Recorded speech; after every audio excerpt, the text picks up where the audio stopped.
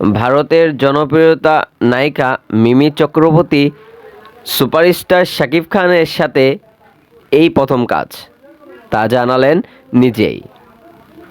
লাগে উড়াধুরা এই গানেই তিনি পরিচিত আনলেন। তিনি বললেন যে আমি এই জীবনের প্রথম কাজেই আমি শাকিবের সাথে মুগ্ধ।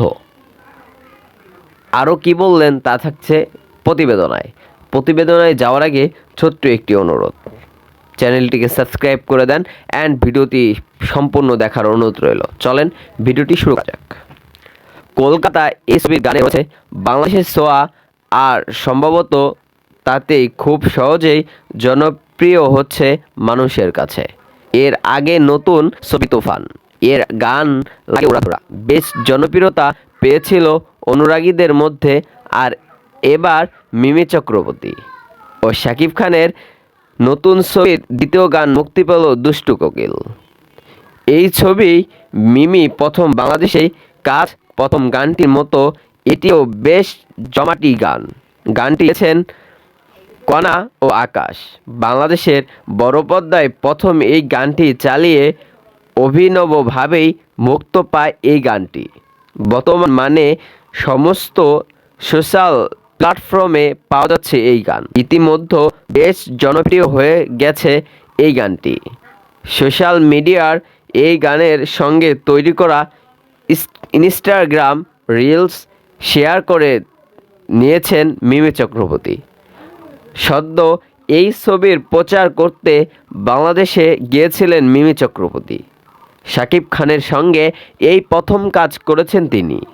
তুফান এই শাকিব খানের যে লুক প্রকাশ্য এসেছে তাতে বোঝা যায় কেবল প্রেম নয়, অ্যাকশন রয়েছে এই ছবিতে।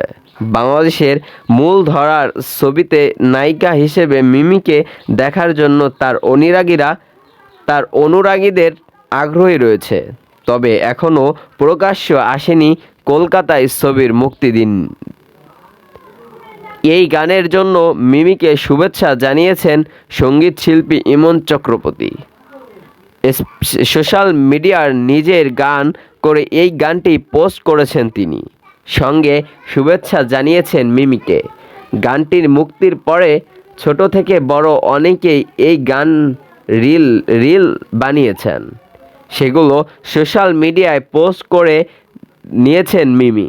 সেই সঙ্গে বাংলাদেশের মানুষদের ছবিও ভেসে উঠেছে মিমির। সেখানে দেখা যাচ্ছে বড় পর্দার চলছে দুষ্টু কোকিল গানটি, আর তার তালে হয়ে মা মিলাচ্ছেন অনুরাগীরা। সোশ্যাল মিডিয়ায় এই ক্লিপেই শেয়ার করে বাংলাদেশে ধন্যবাদ জানিয়েছেন মিম।